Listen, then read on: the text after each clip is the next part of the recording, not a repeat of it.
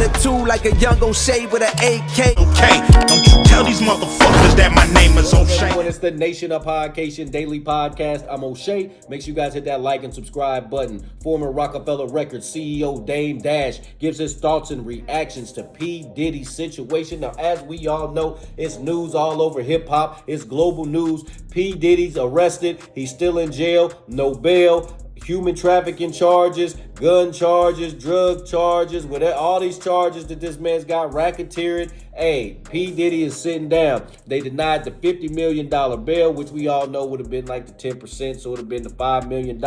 They didn't even want his money. They want him to sit down for a minute.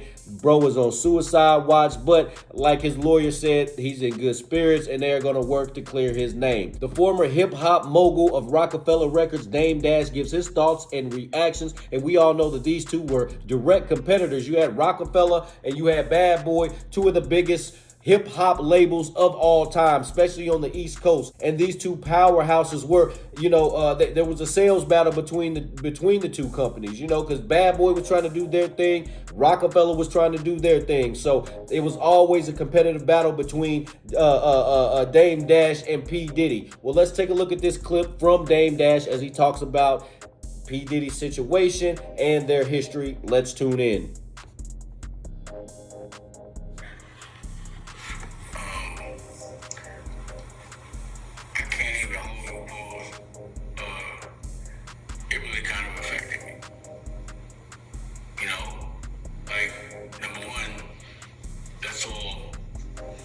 In the algorithm, that's all you're gonna hear is every single day, all day long.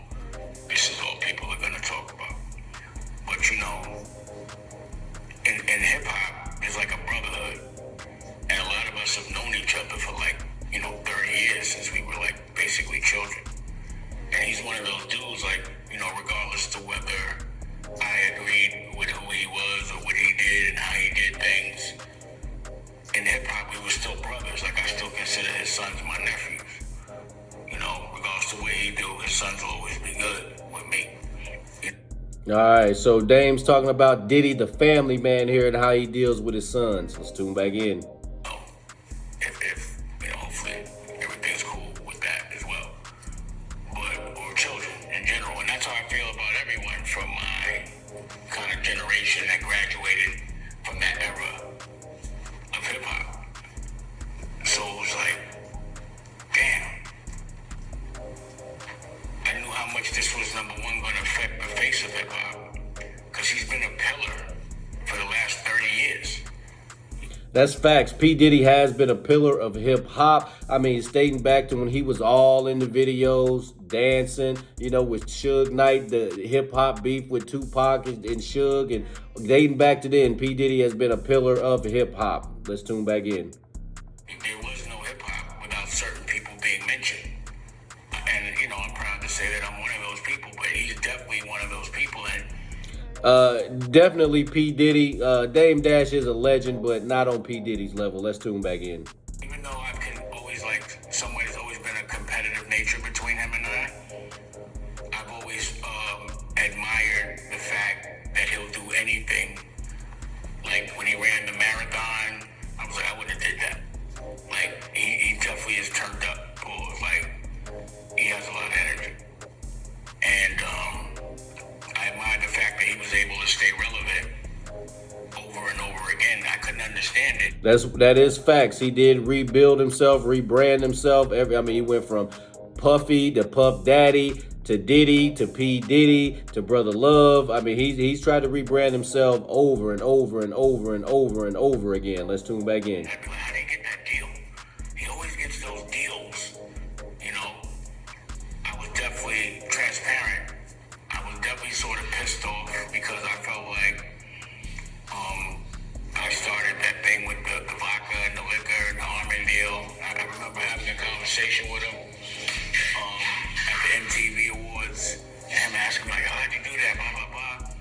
And he went and did it a different way and made a lot of money from it. But I was in my brain, I was he's always copying. You know what I mean? All right, so you hear him talk about the competitive nature of their relationship. He said he's a copycat. He's always copying his styles and stuff like that. hey, look, to me, hey, he took your plan and ran with it and made a whole lot more money. I mean, I know back then they had, like you said, the Armadale liquor. Hey, wasn't nobody drinking that stuff. But Ciroc, folks was going nuts over that Ciroc, no Diddy. They was going crazy over the Ciroc, all the, you know, the peach and the strawberries and all the different flavors that they had of that vodka. They even got the cognac Ciroc out now. So, hey, he took whatever business plan you had and then he made it 10 times better. But at the same time, that doesn't exonerate him from nothing that he has done. Like I said in my other videos, if P Diddy was to put his hands on my daughter like that, like I said, I'm not no little dude, I'd drop him, you know, straight up. I mean, I'd go sit for the rest of my life in jail if somebody was to ever put their hands on my daughters the way that he was dragging Cassie through the hotel room and the way he was putting, you know, boots to her and all of that. Man, that was unnecessary. That was, you know, hey, he needs to get whooped up for that. Nation, what do you think about Dame Dash's comments? What do you think about my comments? What do you think about P Diddy's whole situation? Do you think he will be able to reclaim his spot at the top of hip hop, or is it over for the former bad boy mogul? Nation, let me know in the comment section down below. Make sure you guys hit that like and subscribe button on your way out. Peace. O'Shea and I have been kicking it strong for a minute now. O'Shea doesn't drink. He doesn't smoke. O'Shea is a professional model. Attitude like a young O'Shea with an AK. Okay, don't you tell these motherfuckers that my name is O'Shea.